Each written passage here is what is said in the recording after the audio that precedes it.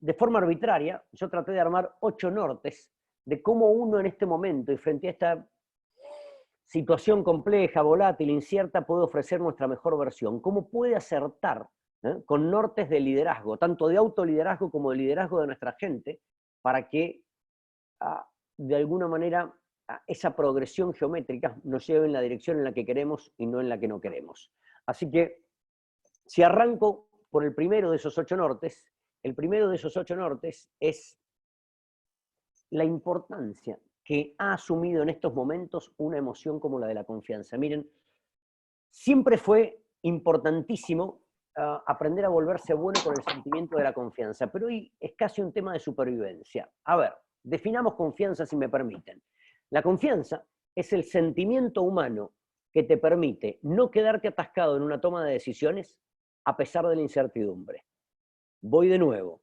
La confianza es el sentimiento que te permite avanzar, no quedarte paralizado a pesar de lo que no se sabe. De hecho, confianza y seguridad son antónimos. Siempre que uno puede estar seguro, es mejor estar seguro. Ahora, ¿cómo haces para no quedarte paralizado en tus procesos de liderazgo y decisorios cuando estar seguro es sencillamente imposible? Y hoy, una de las cosas que nos ha pasado a todos es que la certidumbre, los grados de probabilidades, los grados de certeza con los que estábamos acostumbrados a tomar decisiones se han esfumado. Y si uno no aprende a seguirse moviendo basado en confianza, lo que va a pasar es que se va a quedar atascado. Y la confianza es el antónimo de la seguridad, decíamos. Siempre que uno puede estar seguro, es mejor estar seguro. Ahora de vuelta, ¿cómo haces para estar seguro de lo que no se puede? Confiar es difícil porque siempre implica movilizar un sentimiento, una emoción humana, que probablemente sea la más estudiada en los últimos 8 a 10 años en el terreno del comportamiento humano, que es la emoción de la vulnerabilidad. Cuando vos repasás el concepto que ha tenido la vulnerabilidad históricamente, lo que ves es que para la mayoría de la gente, vulnerabilidad es sinónimo de debilidad, fragilidad, indefensión, desprotección. Hoy la ciencia del comportamiento humano define a la vulnerabilidad prácticamente como un antónimo de la debilidad. La define conceptualmente como la capacidad de una persona de asumir un riesgo emocional y la considera el indicador más pertinente del coraje de una persona. Históricamente, en el mundo corporativo, nos han encantado los productos de la vulnerabilidad. ¿Qué sé yo? Conceptos glamorosos como innovación, cambio, aprendizaje, trabajo en equipo, todos ellos han sido importantes en el mundo corporativo. Bueno, todos ellos requieren como insumo la vulnerabilidad. Innovar, no hay nada más vulnerable que crear algo que antes no existía. Cambio es todo acerca de vulnerabilidad. ¿Nos irá bien en el nuevo contexto como nos supo ir bien en el anterior? Aprendizaje absolutamente relacionado con vulnerabilidad. Al adulto promedio aprender no le agrada tanto. Lo que le encanta al adulto promedio es saber. Saber paga un montón. Pero aprender presupone ignorar y nos cuesta mucho. Trabajar en equipo es algo que requiere confianza y es muy difícil, porque cuando uno trabaja en ¿Me equipo, lo que escuchas? uno hace... Sí. ¿No? Ok, pensé que era alguien para mí. Trabajar en equipo requiere dotar de poder a otro para que si el otro quiere, te afecte el resultado. Confiar implica asumir un riesgo emocional y eso se siente vulnerable. Miren, si un boxeador está en guardia y quiere pegar un golpe al rival, lo primero que tiene que hacer para poder pegar ese golpe es sacar esa guardia. Nadie pega un golpe en guardia, nadie va a por más defendiéndose. Y cuando uno va a por más, uno se siente vulnerable. Y esta situación nos ha puesto a todos a sentirnos muy vulnerables. Pero créanme, siempre que uno puede estar seguro, es mejor estar seguro. Pero ¿saben qué? Cada vez que cualquiera de nosotros trate de estar seguro en una situación en donde lo máximo que puede lograr es tener confianza, lo que va a pasar es que se va a estresar. Voy de nuevo.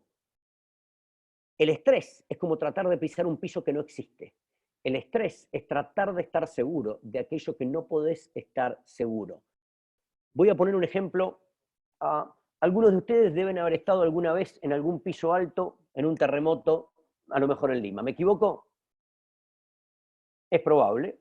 Si alguno ha estado en un piso alto, en cualquier lugar, en Lima, en Bogotá, en Santiago de Chile, en la Toscana, en California, en DF o en Tokio, sabe que literalmente el edificio de enfrente se te acerca y se te aleja, se te acerca y se te aleja, porque los edificios se mueven para poder mantenerse en pie. Ese vértigo que uno siente cuando está en un terremoto, para mí es la mejor metáfora que se me ocurre acerca de vulnerabilidad. Porque si uno quisiera no sentir ese vértigo y se pusiera duro y se pusiera firme para no moverse, lo que pasaría es que se quebraría. La vulnerabilidad no es una emoción agradable, es una emoción saludable, que no es lo mismo. La vulnerabilidad no es una emoción rica, es una emoción nutritiva. Y frente a todo este movimiento, uno va a tener emocionalmente solo dos opciones. O uno aprende a confiar y a sentirse cómodo tomando decisiones, asumiendo más riesgo emocional que antes, o lo que va a pasar es que se va a estresar. ¿Mm? Y el estrés, insisto, esto es una definición simple pero pertinente, el estrés es tratar de asegurarte de aquello que es imposible estar seguro. Por favor, yo no soy una persona muy arriesgada, de hecho soy bastante conservador. Siempre que puedan estar seguros, es mejor estar seguro. Ahora, si ustedes intentan estar seguros, donde lo máximo que pueden lograr es tener confianza, lo que va a pasar es que su estrés se va a disparar. Así que el primer punto emocional que ha llegado para ser clave y casi un indicador de supervivencia en estos momentos de coronavirus es: tenemos que invertir en capacidad para confiar, tenemos que invertir en nuestra capacidad para sentirnos cómodos en situaciones de vértigo y vulnerabilidad, para sentirnos cómodos en situaciones mayores de asunción de riesgo emocional, porque si no lo que va a pasar es que lo que nos va a llevar puesto antes que la economía es nuestro estrés. Primer punto. Segundo punto, si hay un momento para ubicarse en lo que uno llama posición de protagonista, es este. ¿Qué es posición de protagonista? La posición de protagonista implica tener una concepción particular al respecto de la responsabilidad. Para la mayoría de las personas, le llamamos responsabilidad a un concepto, si se quiere, que tiene un origen bastante jurídico. Uno no se siente responsable de algo, y con razón, si uno no está involucrado en el circuito causal que genera algún efecto. Los abogados nos dirían con dolo, con culpa, por acción, por omisión, pero la verdad es que si uno no está involucrado en el circuito que genera tal o cual efecto, uno responsable no es. ¿Cuán responsable es uno de la aparición del coronavirus? Nada. ¿Cuán responsable es uno de la situación económica, los recursos económicos del país pre-coronavirus? Nada. ¿Cuán responsable es uno del anuncio que van a hacer a las 13 horas al respecto de cuánto nos vamos a tener que seguir quedando guardados? Nada. Uno no es responsable de eso. Ahora, cuando vos ves los estudios de eficacia, lo que vos ves es que la gente más eficaz en cualquier actividad del mundo tiende a tener una concepción al respecto de la responsabilidad bastante particular. Y es que responsabilidad tiene una segunda acepción. Y en esa segunda acepción, responsabilidad quiere decir literalmente habilidad para responder. Y cuando vos estudias eficacia, lo que vos ves es que la gente más eficaz claramente entiende que hay muchas cosas de las que no es responsable, pero cree que la respuesta que elige ofrecer frente a aquello que está enfrentando sí es su responsabilidad. Por ponerlo lo más simple que puedo, una definición de resultado pertinente podría ser la diferencia que hay entre la habilidad que tengas y el desafío que enfrentes. Si el desafío es mucho mayor a tu habilidad, por supuesto tu resultado es negativo, y a la inversa. La persona promedio, la persona normal, cada vez que enfrenta una frustración, una adversidad, un setback de cualquier tipo, ¿de qué lado de la ecuación tiende a adjudicar la responsabilidad? Normalmente, del desafío. Pregúntale a tu hijo adolescente por qué le fue mal en el examen, y lo que va a decir es: el profesor tomó cosas que no había dado. Pregúntale a tus hijos más chicos por qué se están peleando entre sí, y uno va a decir: él me tiró el pelo, es que él me sacó la lengua, pero él me pegó primero, pero él no me prestó los juguetes. O, mi favorita, pregúntale a tu amigo por qué se está separando de su pareja, y seguro que te da casi una descripción psiquiátrica de todas las características de su expareja. Y sin embargo, si vos le preguntás a tu amigo: ¿y tus habilidades para elegir pareja? Digo, porque no te deben haber llevado a punta de pistola al altar. Eso es otra cosa. Ponerse en posición de protagonista implica no tentarse con echar la culpa al desafío por lo que uno está viviendo, sino, a pesar de ser capaz de describir bien el desafío, preguntarse cuál es la respuesta que uno puede elegir de modo más eficaz frente a aquello que enfrenta. Yo no estoy diciendo que si uno se enfoca en su habilidad, no hay desafío que se le resista. No, ojo, porque hoy hay mucho mensaje pseudo positivo, de mala calidad, que dice, concentrémonos en nuestra habilidad, digamos todos vistas, vistas, vistas, y no va a haber desafío que se nos resista. No. Si el otro es muy grandote, está armado, sabe taekwondo y viene con amigos, la habilidad que hay que tener es darse cuenta que nos van a ganar y salir corriendo para otro lado. ¿Mm? Parte de nuestra habilidad es habilidad diagnóstica. En cualquier caso, lo que sí hace una persona en posición de protagonista es preguntarse permanentemente estas 3 preguntas y tratarlas de responderla en detalle. Número 1, frente a todo esto, que no es nuestra responsabilidad, que sí puedo controlar. Normalmente lo que uno puede controlar son sus decisiones, su comportamiento, no mucho más, no mucho menos tampoco. Hay ciertas cosas que uno no puede controlar, pero sobre las cuales puede influir. Uno no controla la productividad, la motivación o la actitud de nuestros empleados, pero sí que los influye, vía nuestras habilidades de liderazgo, vía nuestras habilidades de persuasión, vía nuestras habilidades de capacidad de convicción. Uno influye sobre aquellos que no controla, pero sí impacta. E incluso en situaciones de cero control, situaciones en las que uno no solo no controla nada, sino que ni siquiera influye, una persona en posición de protagonista todavía puede hacer una diferencia. ¿Cuál es la diferencia? Miren, durante varios años me tocó hacer mucho coaching con inversores bursátiles, y en aquella época, más allá de tratar de aprender un poquito de análisis técnico y análisis fundamental, tuve que aprender muchísimo, sobre todo al respecto de errores cognitivos y emocionales de los inversores promedio. ¿Cuál es el principal error emocional de un inversor bursátil? No aceptar un costo hundido. La acción la compró a 10, hoy está a 7, todos los indicadores parecen mostrar que esto va a estar a 3 porque es, qué sé yo, de blockbuster, y no acierta a vender la acción porque siente que hace un mal negocio. ¿Y por qué siente que hace un mal negocio? Porque hace una comparación retrospectiva con el precio al que la compró, en vez de hacer una comparación prospectiva con el precio al que la va a vender en el futuro. ¿Mm?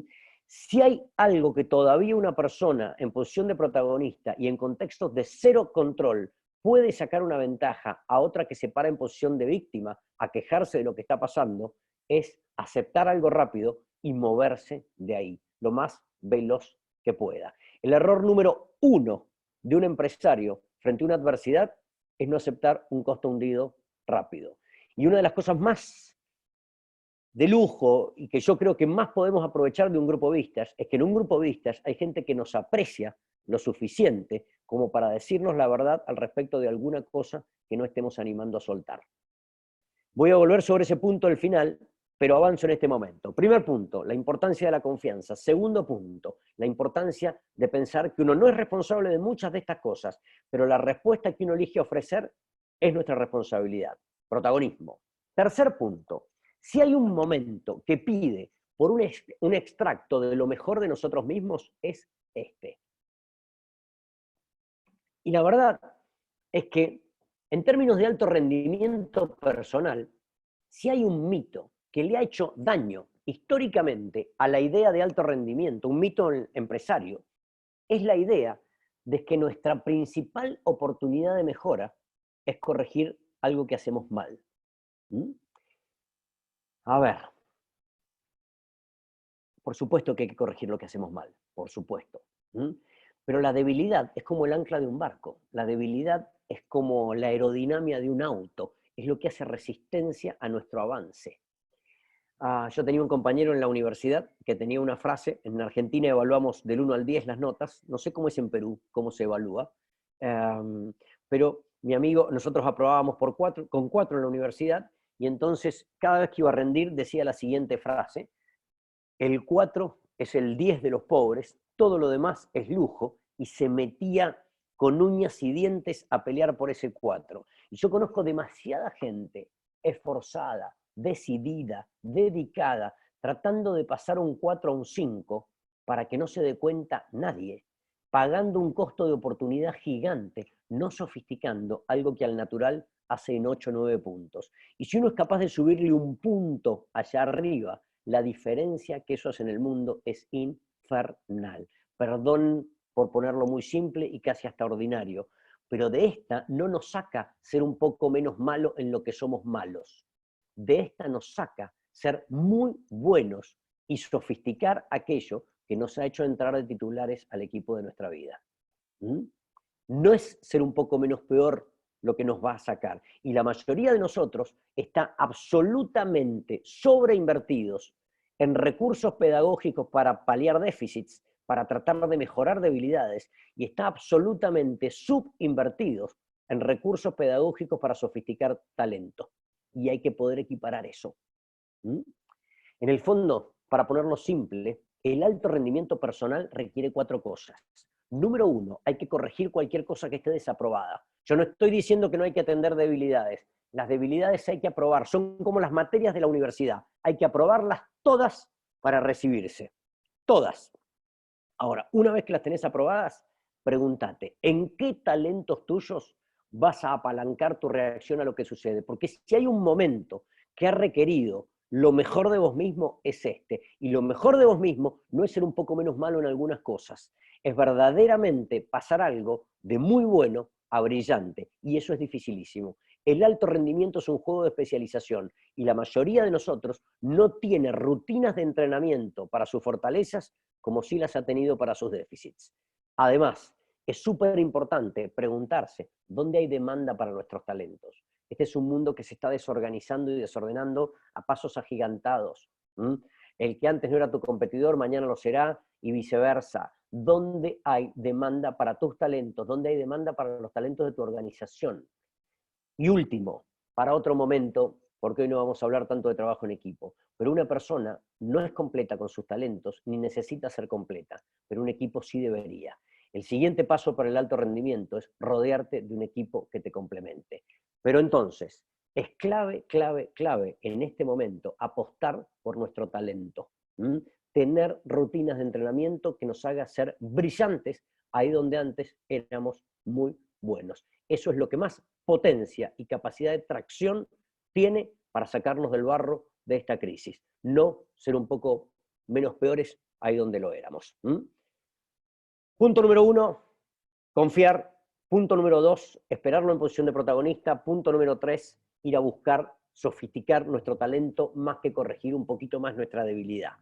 Punto número 4, es muy, muy, muy relevante en estos momentos gestionar muy bien emociones, tanto la de nosotros como la de nuestro equipo inmediato.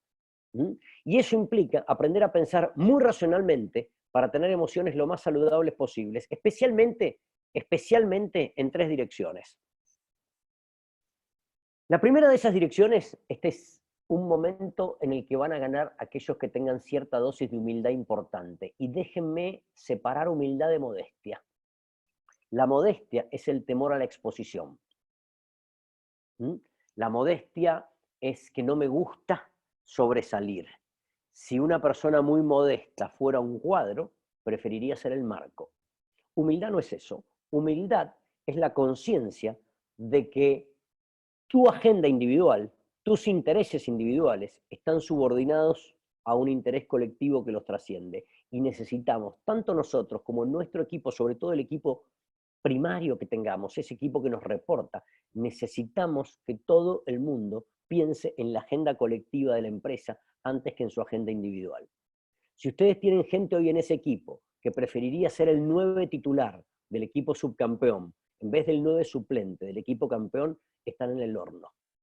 Hoy probablemente hayan leído hace 4 o 3 semanas el artículo del historiador hebreo en Financial Times, Harari, al respecto, describiendo un poco cómo la falta de cooperación entre países había agravado todo esto, y hablando un poco de su visión sistémica.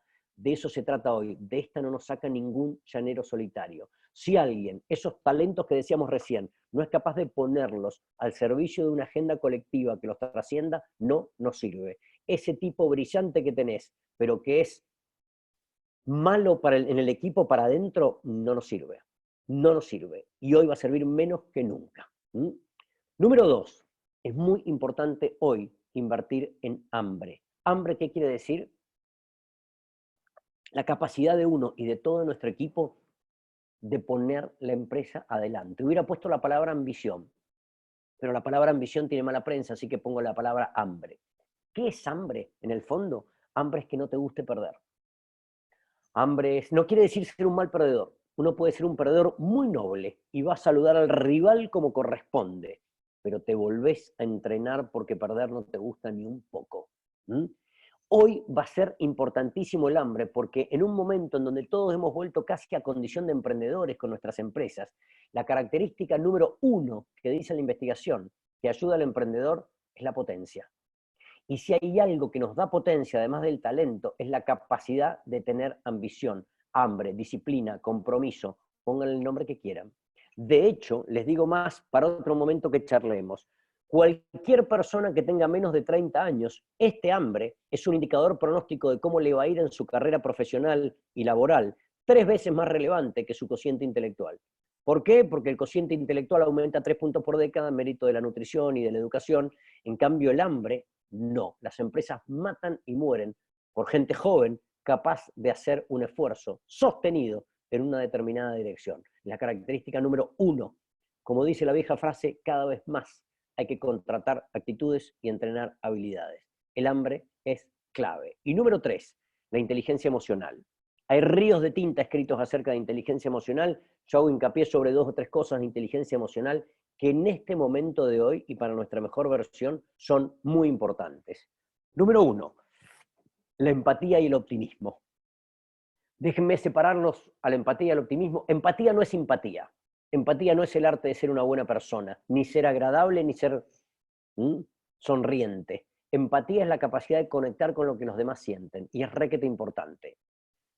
Ser optimista no es lo mismo que ser positivo. La mayoría de nosotros es capaz de separar al optimista del pesimista, se da cuenta la diferencia. Pero muchos de nosotros a veces se confunden al optimista con el positivo, y no son la misma cosa. El positivo es la persona que cree que las cosas van a ir bien por defecto. Es el que dice, seguro, seguro, de esta salimos. Y vos decís, ¿por qué? ¿Tenés algún dato, algo? Te dice, no, me encantaría. ¿Ah? El positivo es una persona que cree que estamos condenados al éxito y que el mundo conspira para que nos vaya bien. La verdad no es cierto. En cambio, el optimista es una persona que cree en sus chances. Y cree en sus chances porque el optimismo se nutre de la esperanza, pero se nutre de la realidad también. Y cree en sus chances porque tiene un buen plan A, y si el plan A no sale, tiene un respetable plan B, y si el plan B no sale, tiene un plan C que es un poco long shot, pero que zafa. Y si el plan C no sale, al menos va a tener el orgullo de que ha muerto con las botas puestas y dando lo mejor de sí. Insisto, el optimista no es ser positivo. Ser positivo es López Obrador o Bolsonaro diciendo, el virus, olvídate, el virus no pasa nada. Eso no necesitamos. Esa pseudo seguridad del positivo no la necesitamos. Lo que necesitamos es la confianza del optimista. Punto número 2. Si hay un momento en que nuestro auto metafóricamente hablando, uno si fuera un auto, necesita un buen service en términos emocionales, es este. Todos nosotros tendemos a tener emociones a veces que, nada, se salen un poquito de la regulación correcta. Yo soy un enojón, entrenado, pero un enojón. Probablemente por estadística, un tercio, un cuarto de ustedes sea un enojón como yo. Está el que no es enojón pero es ansioso, el que no es ansioso pero es tímido, el que no es tímido pero es temeroso, el que no es temeroso pero es melancólico. Es súper importante hoy más que nunca poder tener un buen mecánico. Llamale al buen mecánico tu grupo Vistas, llamale un terapeuta, llamale un coach, llamale buen libro o llamale una buena actividad física o todo lo que quieras. Pero si hay un momento en nuestra historia adulta en donde ha sido importante tener un buen funcionamiento emocional, es este. Casi hasta por un tema de inmunología también. Es muy difícil que salgamos de estas solos. No solo en términos de esfuerzos concretos, sino en términos de conexión emocional. Yo tengo 23 años dedicándome a esto en empresas. Nunca en mi vida había recomendado a nadie ver un terapeuta, ir al coach o lo que fuere. En este mes, este mes y medio, lo he recomendado más veces que en toda mi vida. Y una cosa más. Es súper importante, además de aprender a controlar bien nuestra emoción, aprender a pensar lo más racionalmente posible. De todas las cosas que uno puede pensar, que incluye pensar racionalmente, creo que la mayor inversión hay que hacerla en nuestra capacidad de análisis causal. ¿Qué es análisis causal? Miren, de todas las definiciones de visión sistémica que hay, a mí la que más me gusta es la que se refiere al análisis causal y que dice que visión sistémica es la capacidad de conectar causas y consecuencias que caen lejos, en el tiempo o en el espacio. Es decir, esto que pasa acá repercute allá, o esto que sucede hoy recién se nota dentro de meses. A más uno puede estirar ese análisis causal, más va a ganar en capacidad de tener una emoción muy importante en estos momentos por lo saludable, que es la emoción de la templanza. No necesitamos ni relajarnos, ni necesitamos volvernos locos. Necesitamos una concentración atenta, calma y concentración. Así que, si hay tres cosas en las que invertir en nosotros y en nuestro equipo emocionalmente hoy, son estas tres. Necesitamos gente humilde, que sepa que aporta a una agenda colectiva, que es la que lo va a sacar de acá, gente con mucho hambre, que pueda desplegar potencia para poner al equipo mucho más allá del barro en el que hoy estamos todos, y gente muy inteligente emocionalmente, como nunca lo hemos necesitado. Voy con el punto número 5. Si hay algo que ya venía pasando, pero este escenario del COVID ha generado que esto se acelere terriblemente, es que si vos estudiabas negocios en los 80, en los 90, en los 2000, la palabra clave que te volvía un gurú, si querés, era estrategia. No sé, vos aprendías, definías tu estrategia, después pensabas tu configuración táctica y después ponías la gente que encajaba en los ravioles que iban encajando. No más. Hoy uno va a cambiar, se sospecha, de estrategia en su empresa de 6 a 7 veces más rápido de lo que cambia de gente, al menos en su equipo de líderes. Esta frase se la robé a un autor que se llama Jim Collins, es un experto en estrategia, ex Harvard, de un libro que se llama From Good to Great, o algo así como de bueno a grandioso. Creo que al castellano, en algunos lugares de Latinoamérica, está traducido como empresas que sobresalen. Y lo que él menciona es justamente esto, que la vigencia que tiene nuestra ventaja estratégica competitiva es cada vez menor. No importa si tu ventaja era financiera, tecnológica, logística, geográfica, lo que fuere. Él metaforiza esta frase diciendo the right people on the bus, la gente correcta en el colectivo.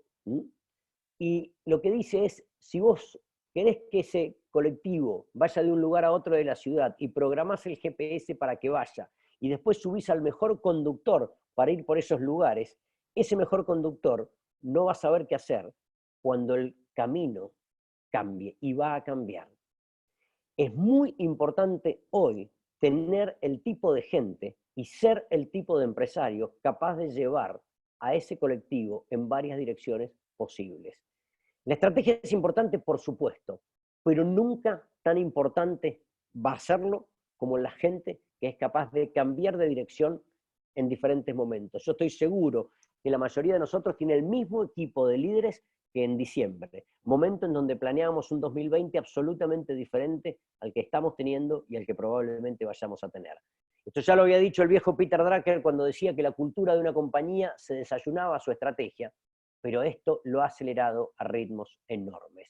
Así que el quinto punto es ser muy consciente de que esto, más que estrategias, lo va a sacar adelante las personas capaces de adoptar diversos tipos de estrategias, más de un tipo de estrategia, de acuerdo a cómo vayan viendo que esto se va moviendo.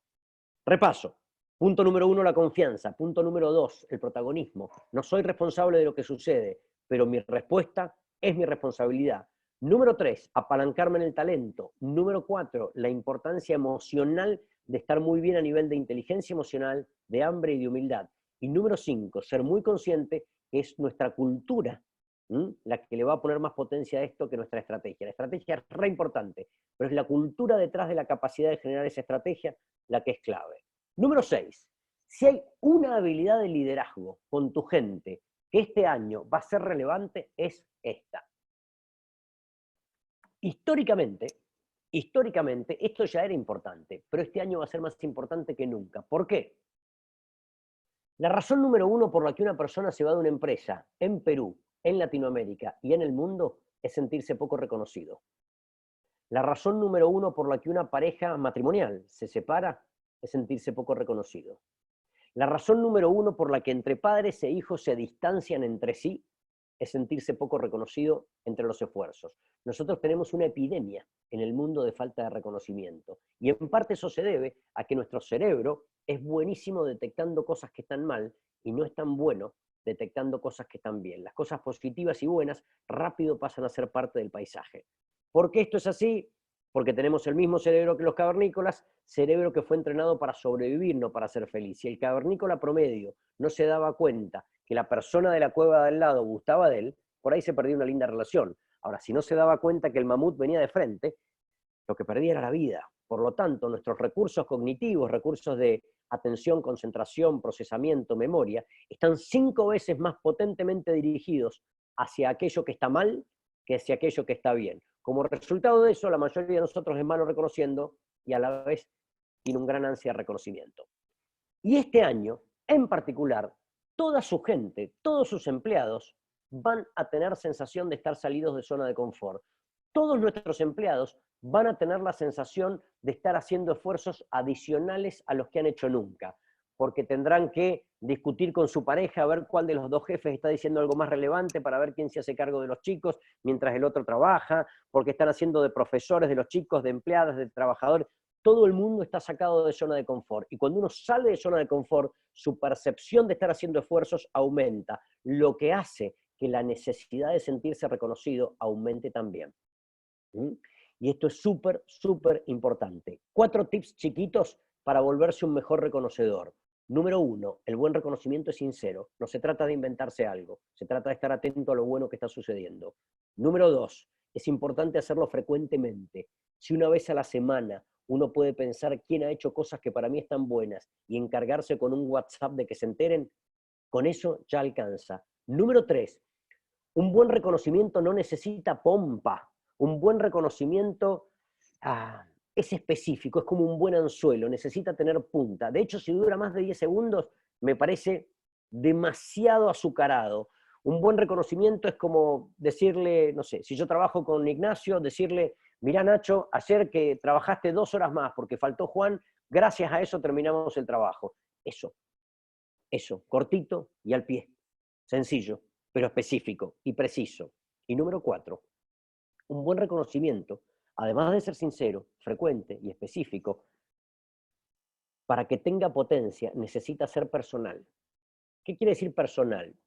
Que si yo después de decirle a Nacho, mirá, ayer que te quedaste 2 horas, gracias a eso sacamos el trabajo, le digo, Nacho, lo que vos hiciste está muy bien porque está en el manual del buen empleado de la empresa, eso no tiene potencia. En cambio, si yo me involucro personalmente y le digo, Nacho, actitudes como la tuya me generan mucha confianza, epa, eso tiene otro impacto. Quiero bajarle la intensidad porque me siento demasiado liberal, le puedo decir a Nacho, me gustó mucho lo que hiciste. Quiero subirle la intensidad porque se lo estoy diciendo a un hijo, le puedo decir, me siento orgulloso con lo que has hecho. Pero lo único que genera lealtad en la gente es esa coordenada personal. Y la lealtad es como el ahorro. Uno la construye cuando no la necesita. Si uno se acuerda de la lealtad en el momento en que la necesita, ya está tarde. Y yo les aseguro que este año, probablemente como nunca en la historia de todos nosotros, como empleadores de personas, vamos a necesitar tirar de la lealtad de nuestra gente. ¿Mm? Una cosita más al respecto del reconocimiento. Esta herramienta del reconocimiento es muy buena para que los buenos de los tuyos profundicen y continúen haciendo lo que están haciendo, pero no es una estupenda manera de corregir lo que hacen aquellos que lo están haciendo mal. ¿Mm? Mucho líder, muy buena persona, pero equivocado, elogia también a las malas cosas para tratar de decir, bueno, a lo mejor porque no estaban tan motivados o no se sentían tan queridos. Cuando uno elogia lo que está sucediendo mal, tiene 2 efectos negativos. Número 1, la gente que lo está haciendo mal no cambia. Y número 2, tiene un impacto terrible sobre aquellos que lo están haciendo bien. Porque aquellos que lo están haciendo bien dejan de percibir tu elogio como algo especial. ¿Por qué? Porque al cerebro le cuesta percibir como valioso aquello que no tiene algún grado de escasez. La incondicionalidad no es sexy. Y si el que lo está haciendo bien cree que el elogio va para todos por igual, la verdad, la sensación es que da igual. Así que, 6.º punto, y me quedan 2 cositas, 10 minutos, y vamos a hacernos preguntas y respuestas. 7.º punto. Hace mucho que sabemos la importancia que tiene el ejemplo del líder en el mundo de los negocios y en el mundo del liderazgo. Por supuesto que esto es así. De hecho, sin buenos ejemplos, es muy difícil. Si el líder es incongruente, si el líder es inconsistente, si es incoherente, no pasa nada. Ahora, la mayoría de nosotros, a pesar de que el ejemplo es muy importante, tiende a sobreestimar el impacto del ejemplo. A ver, la mayoría de nosotros hace rato que sabe que la gente se influye muy poquito por lo que decimos. Sabe que a las palabras se las lleva el viento y que si uno dice A y hace B, no pasa nada. Pero todavía creemos que el ejemplo tiene muchísimo impacto en la gente. Y perdón, la gente se influye un poquito más por el ejemplo que por las palabras, pero tampoco se influye tremendamente por el ejemplo. Lo que sin duda más peso específico tiene a la hora de influir en la gente es lo que le haces hacer a la gente. El ejemplo vale, pero el ejemplo es como la quinta del auto. Es un juego de pull, no es un juego de push. El ejemplo no tiene tracción, es como la estrella de Belén, es como lo que te guía. ¿Mm? El hijo zángano del padre ejemplar es un clásico. Si el ejemplo tuviera esa potencia, no podría pasar. Si yo quiero que mi hijo se levante temprano, y para eso me levanto todos los días a las 6 de la mañana, pero a él lo dejo durmiendo hasta las 2 de la tarde, el ejemplo no sirve de mucho. Si yo quiero que mi hijo aprenda a nadar bien en la pileta, y yo estoy nadando en la piscina de mi casa de un lado a otro, de un lado a otro, pero a él lo dejo jugar a la PlayStation, no pasa nada, hasta que no lo tiro al agua. ¿Mm? Mi hijo no me mira cómo es nadar y se pone a hacerlo. ¿Mm? Esto es súper, súper, súper importante, porque en estos momentos nos vamos a jugar un partido muy crítico, tratando de movilizar a nuestra gente a hacer lo que tiene que hacer. Y si bien el ejemplo es súper importante, si no somos capaces de hacerle hacer cosas, lo que va a pasar es que nos vamos a inmolar solos. ¿Mm? Y yo nunca he trabajado, en 1000 empresas que he trabajado en mi vida, nunca o casi nunca he trabajado para un líder incongruente, pero me ha tocado trabajar para muchísimos CEOs y dueños de empresas, absolutamente buena gente, pero inmolados, dando el ejemplo para que un montón de gente no lo siga. Y ahí la clave para que nos sigan de un lado a otro, por supuesto que es el ejemplo, pero tiene mucho que ver, a lo mejor alguno de ustedes ha leído acerca de la teoría de las ventanas rotas. La teoría de las ventanas rotas es la teoría que usó Rudolf Giuliani, el viejo alcalde de Nueva York, para volver a Nueva York una ciudad segura. Si alguno tuvo la suerte o no de ir a Nueva York en los 70, en los 80, saben que era una ciudad bastante insegura. Giuliani, mérito de lo que él llamó tolerancia cero, volvió a Manhattan, sobre todo una ciudad bastante segura, y ustedes saben que tolerancia cero a menudo se la confunden con mano dura, para nada. Tolerancia cero lo que quiere decir es que el primer momento a corregir algo es en el momento en que se desvía inicialmente. Esa es la teoría de las ventanas rotas. ¿Por qué le llaman de las ventanas rotas? Porque en su momento una de las investigaciones que dio origen a estas cosas es que dejaban un auto estacionado en Manhattan, y si el auto estaba nuevo e impecable, podía pasar varias semanas y nadie lo robaba. Pero si a ese mismo auto, limpio e impecable, vos le rompías mínimamente una ventana, a las 24 horas aparecía desmantelado. ¿Qué quiere decir esto?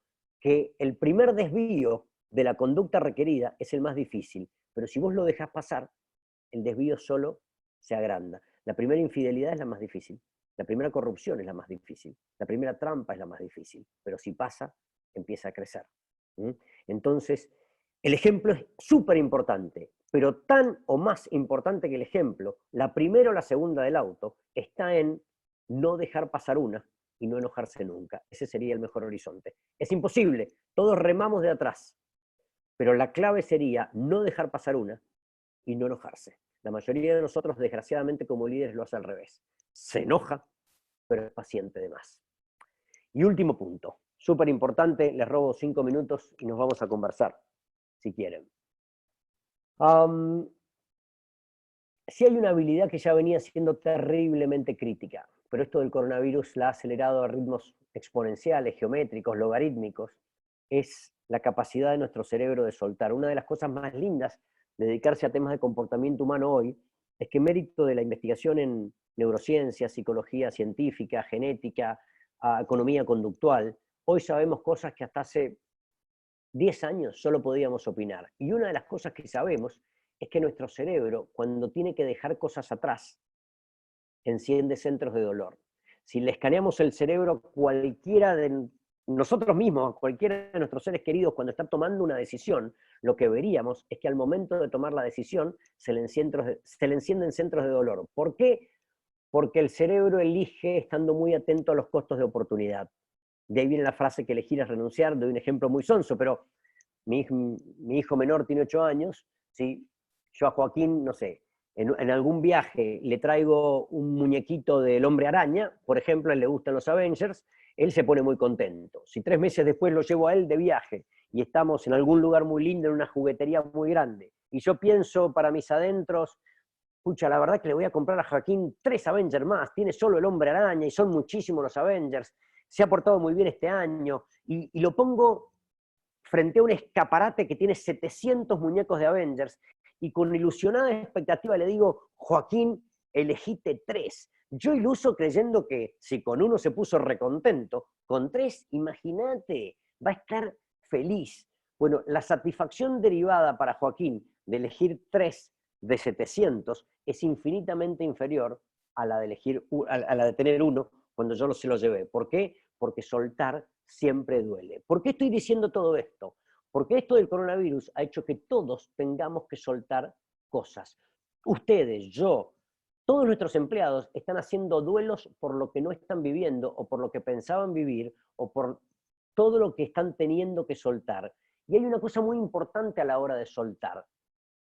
Y es que para poder volver a acomodarnos a una nueva normalidad, y esto para temporario va a ser largo, es clave hacer de las cosas algo definitivo. A ver, lo pongo de esta manera con un último concepto. En el MIT, en Boston, acuñaron hace algunos años el concepto de felicidad sintética. ¿Qué es felicidad sintética? Es la felicidad que tenés no cuando lográs lo que querés, sino cuando te acomodás a lo que hay. Se siente absolutamente igual, el cerebro es capaz de sintetizarlo, pero tiene una trampa. La felicidad sintética no se produce cuando no hay un contexto irreversible. ¿Qué quiero decir? Si se muere un ser querido pero no encontramos el cuerpo, nuestro cerebro es incapaz de hacer el duelo correctamente, que sería un ejemplo de felicidad sintética. Si cualquiera de nosotros lo deja a su pareja y después de algunos meses ya está recuperado y está tratando de recuperarse, pero nos entra un WhatsApp de nuestra expareja diciendo, no quiero prometer mucho, pero te he extrañado bastante, uno se la pone más difícil. Una de las cosas clave para ayudar a nuestra gente a acomodarse y a ponerle garra y a sentirse con toda su energía en esta nueva normalidad para empujar este auto hacia adelante, es ayudarlos a todos a hacer los duelos que tengan que hacer, ayudarlos a soltar lo que tenían, porque si siguen aferrados a lo que tenían, no van a poder ir a buscar lo nuevo de lo que tienen que tener. 60 segundos finales. Cuando no teníamos neurociencias para explicar esto, dábamos todos la explicación que seguramente habrán escuchado acerca de cómo los cazadores de monos en el siglo XIX atrapaban a los monos para llevarlos a los circos o a los zoológicos de la época.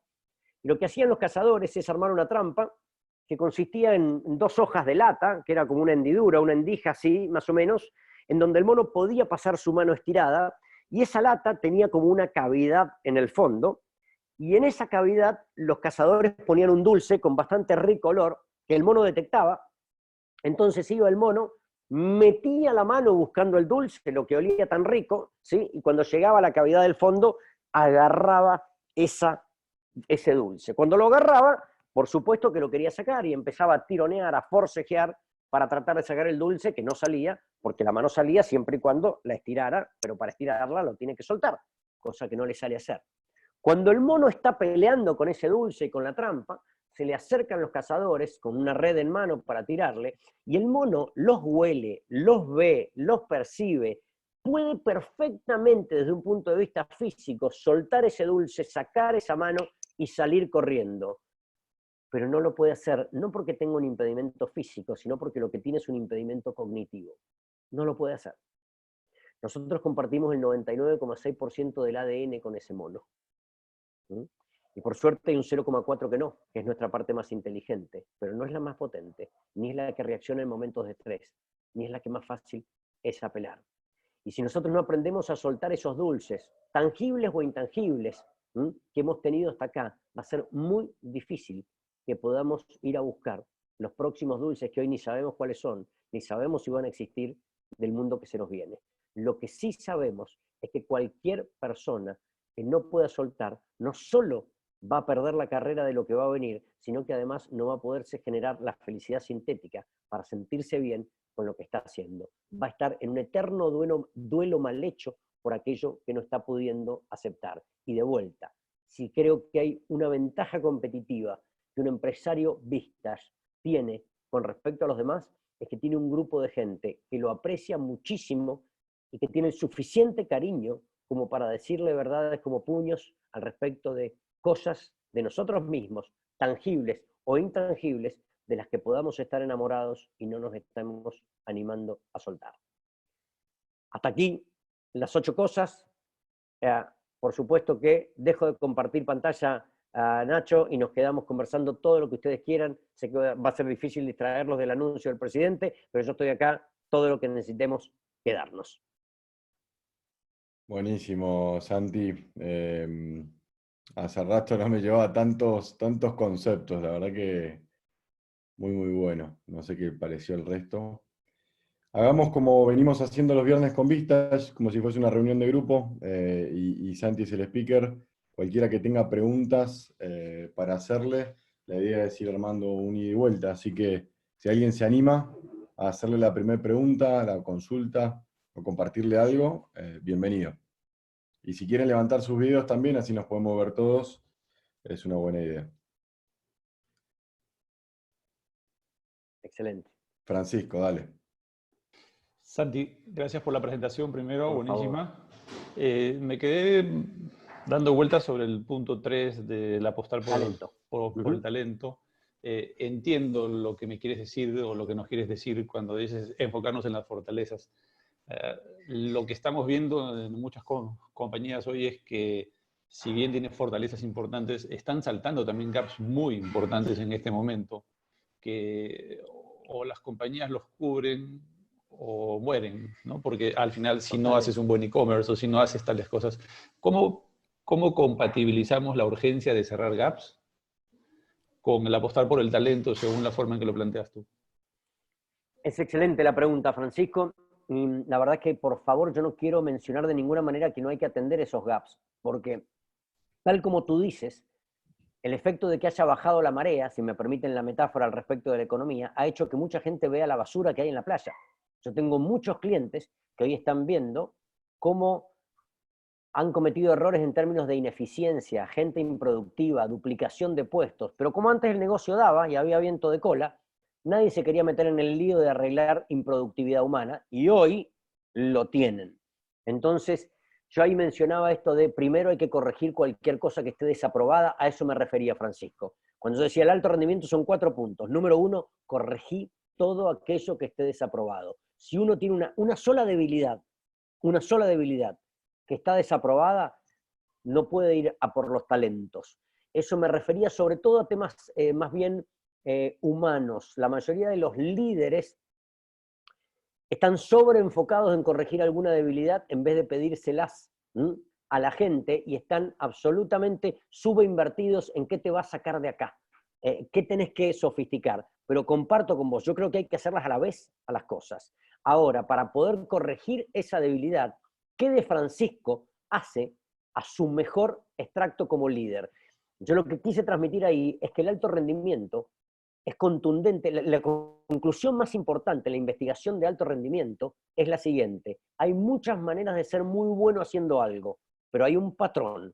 Cuando alguien es muy bueno, utiliza una versión de sí mismo muy sofisticada.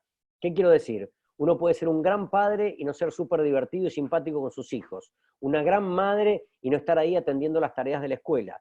Uno puede ser un gran comercial y no ser Mr. Carisma o Mr. Sociabilidad. Uno puede ser un gran 9 en el fútbol y no saber cabecear. De hecho, la mayoría de los brasileños no sabe. Perdón, me salió del alma.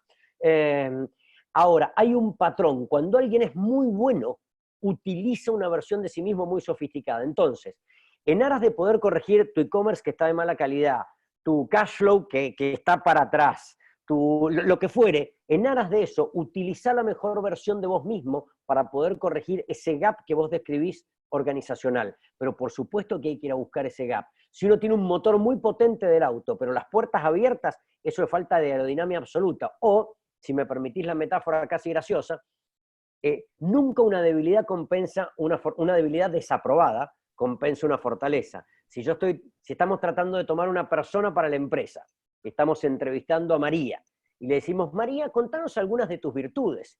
Y María nos dice, mira, trabajo mucho, me llevo bien con la gente, atiendo muy bien a los clientes, genero muy buen clima, hablo 4 idiomas, manejo todos los sistemas. Uno dice, María, bien, chi, qué lindo. Y María, ¿hay algún defecto? Y María nos dice, y por ahí robo, pero me pasa re poco, 2, 3 veces al año. Si hay un defecto que está que está desaprobado, no nos sirve. Lo que hay que lograr con las debilidades es que pasen por debajo del radar. Que pasen por debajo del radar. Te doy un ejemplo. No sé, yo tengo una consultora pequeña, boutique, de 15 personas. Básicamente, si querés pensar en talentos organizacionales, tiene que ver con nuestra flexibilidad de diseño. Nosotros somos una consultora boutique que no compite contra escuelas de negocios, porque lo que hace es diseñar bien a medida. Nuestra fortaleza financiera no es nuestra gran fortaleza. Yo lo que tengo que ir a hacer es a cubrir el gap, a ser más o menos normal, a que pase por debajo del radar mi capacidad de cash flow. Ahora, tener un poquito mejor el cash flow, si está desaprobado, me voy del partido. Ahora, pasar de 4 a 5 no me mueve la diferencia. En cambio, si yo logro mostrarle hoy a mi cliente cómo puedo ser el más flexible de todo el mundo, diseñándole en base a lo que él necesita, eso me tracciona para adelante. Entonces, lo que hace la debilidad es setear el piso de rendimiento. Mirá que yo trabajo, el 75% de nuestro trabajo es en que la gente no baje de acá. Es sobre debilidades, es decir, de esta debilidad no baja nadie. Ahora, para tus líderes más importantes y para uno mismo, lo único que nos eleva el techo de rendimiento potencial es la inversión en ese talento. Entonces, con la debilidad, solidez, solidez, solidez, solidez. No brillantez, solidez. Y hay que ir a elevar el techo para distinguirse mejor. Es un juego con las dos cosas, las dos son re importantes. Yo pongo el foco en el talento porque a la debilidad estamos acostumbrados. La mayoría de nosotros tiene recursos para paliar déficits y la mayoría de nosotros no tiene rutinas para sofisticar talento. Muy buena la pregunta. Estupendo. Gracias. Gracias, Santi. ¿Alguna otra pregunta?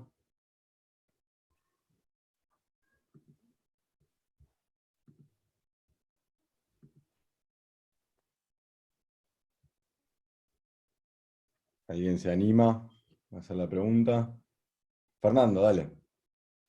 Santi, muy buena la presentación, yo creo que es oportuna incluso. Yo tengo una pregunta que va más, tú lo que has comentado en tu presentación va bastante hacia el autocontrol, ¿no? Y cuáles son tus acciones frente a la situación. Pero, ¿cómo se conjuga eso con esa mentalidad colectiva, con esa situación colectiva que se vive? Que donde miras, normalmente no encuentras un buen ánimo, no encuentras prácticamente casi nada de lo que debería ser, tal cual lo has mencionado.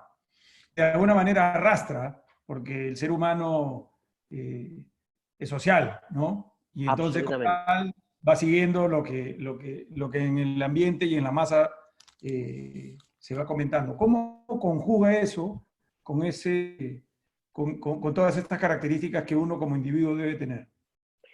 Es exquisita la pregunta, Fernando. De hecho, yo arranqué diciendo, con otras palabras, eso mismo, cuando en la introducción dije, a mí me parece una ironía del destino que justo en el momento que uno está jugando la final del mundo y necesita su mejor versión, es cuando más difícil es.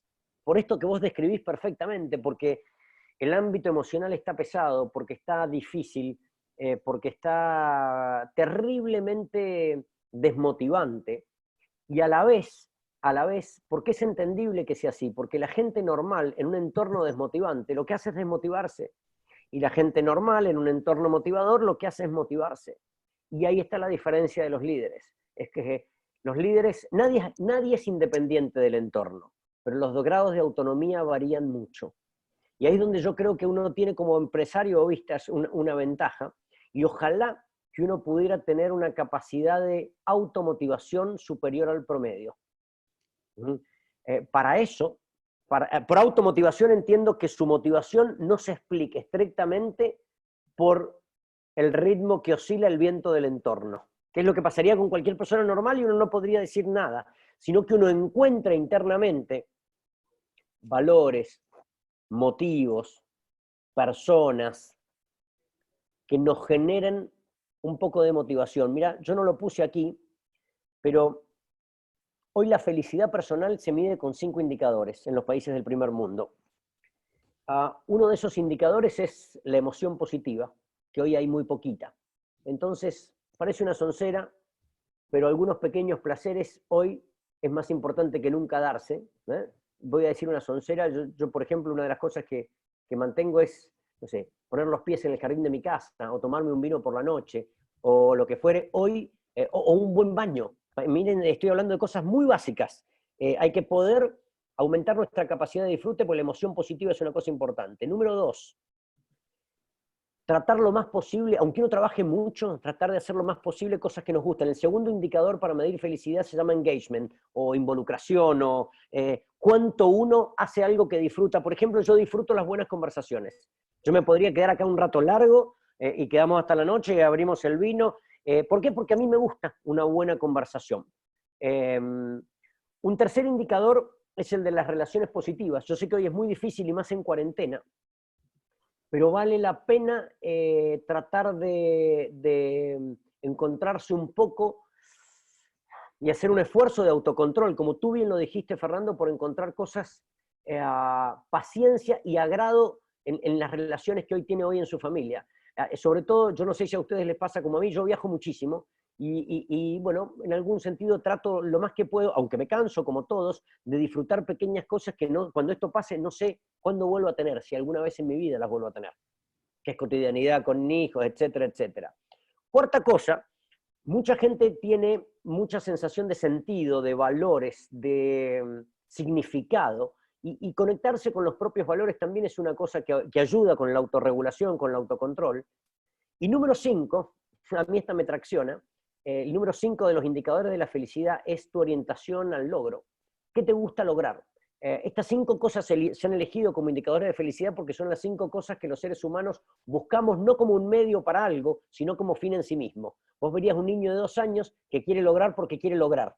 No lo van a premiar, quiere lograr porque quiere lograr.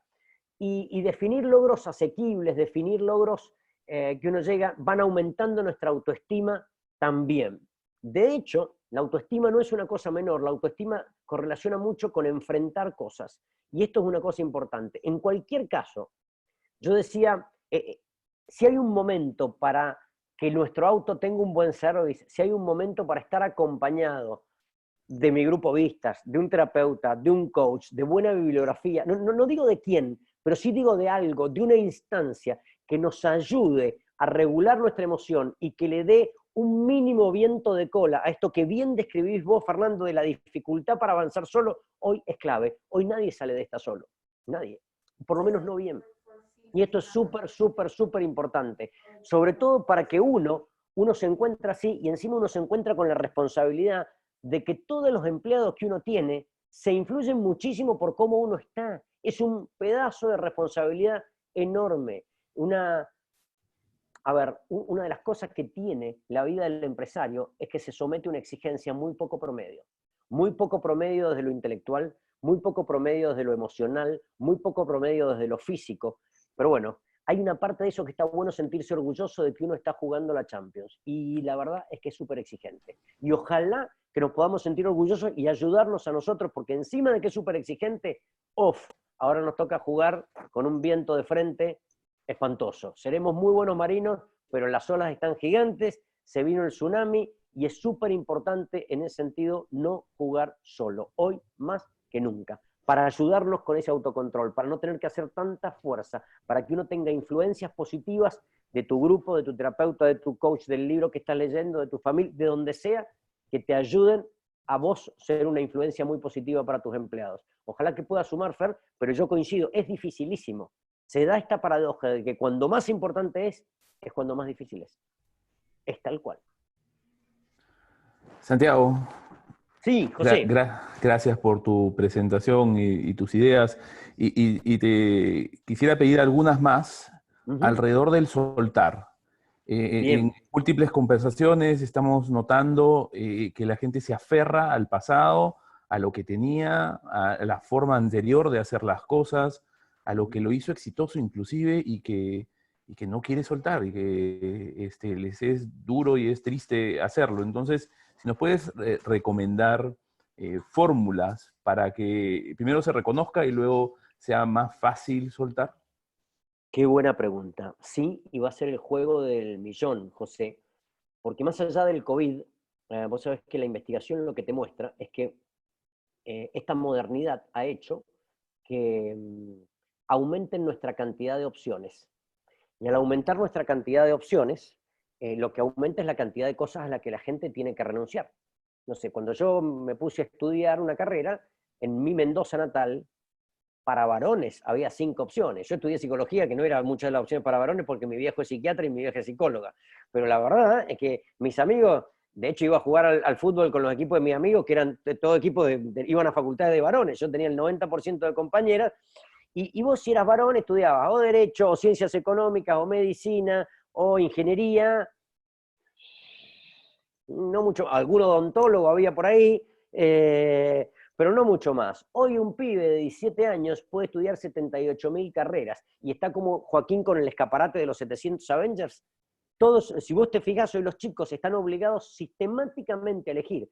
De hecho, déjame decirte una cosa, José, a pesar de que la calidad de vida aumenta y aumenta y aumenta, nosotros vivimos una calidad de vida más de lujo que la persona más millonaria hace 100 años, paradójicamente, la satisfacción con la vida disminuye. ¿Por qué? No porque la calidad de vida no aumente, sino porque todo el mundo tiene acceso todo el tiempo a ese escaparate.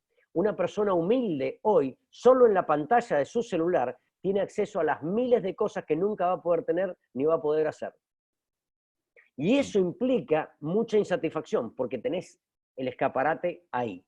Dicho eso, ¿cómo hace uno para poder responder herramientas?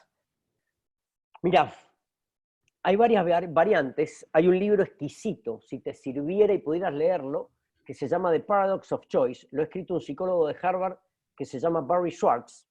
Y de acá van un par de recomendaciones. Una de las cosas más importantes es aprender a no ser un maximizer, un maximizador, diría él. ¿Qué es un maximizer? Una persona que quiere lo mejor de una decisión.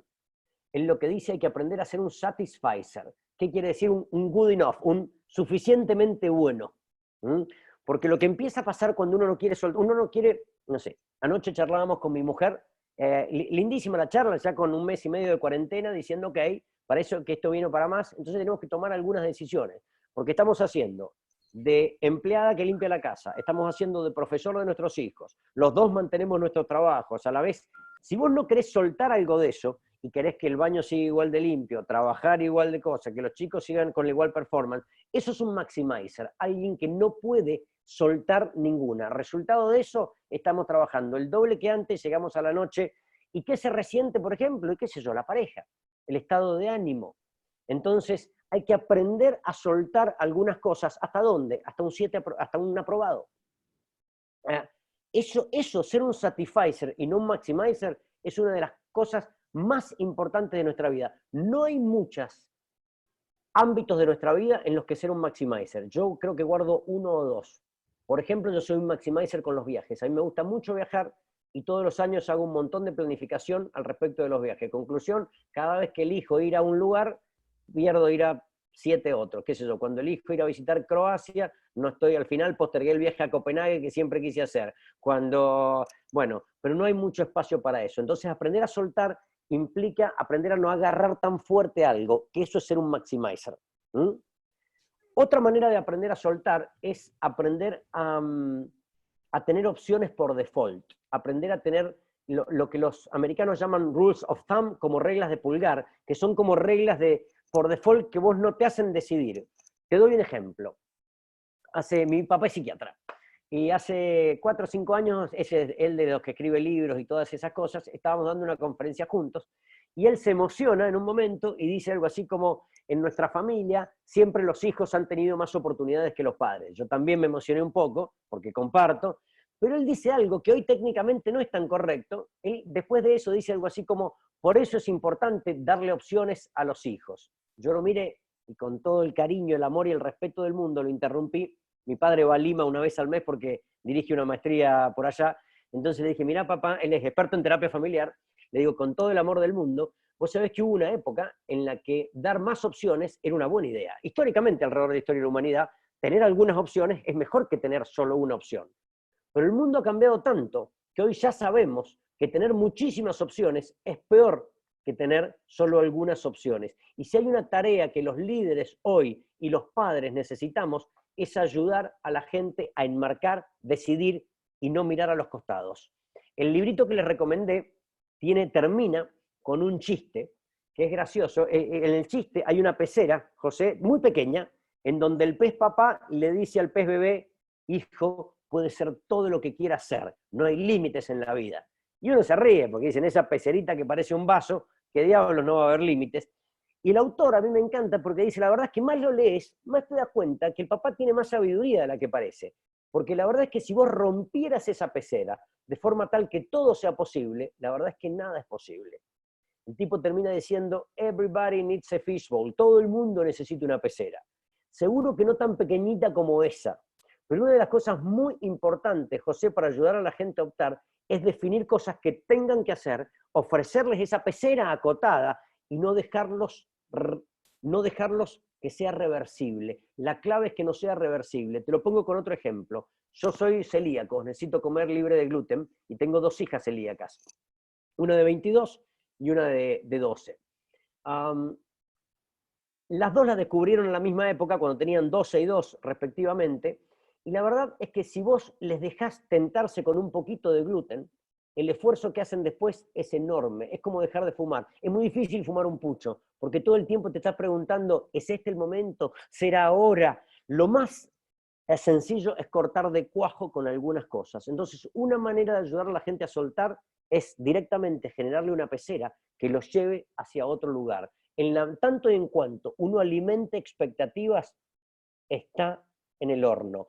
Por eso, en esta planificación, cuando uno tiene mucha incertidumbre, es preferible tener un plan que setee una versión realista bastante cruda y en cualquier caso después volvemos a lo mejor. Pero ir bajándoles de a poquito las noticias a la gente no suele ser muy bueno, suele ser mejor una noticia cruda que setee un piso y después en cualquier caso lo levantás que 3 mini noticias en donde te hagan descender. Hay que ayudarle a la gente con la pecera, a enmarcar esta pecera y a movernos hacia allá. Si después te la agrandan, fantástico. Gardel, Leperi con Turcio, diríamos en Argentina, buenísimo. Pero hay que ayudar a la gente a movilizarla haciendo que las decisiones no sean reversibles.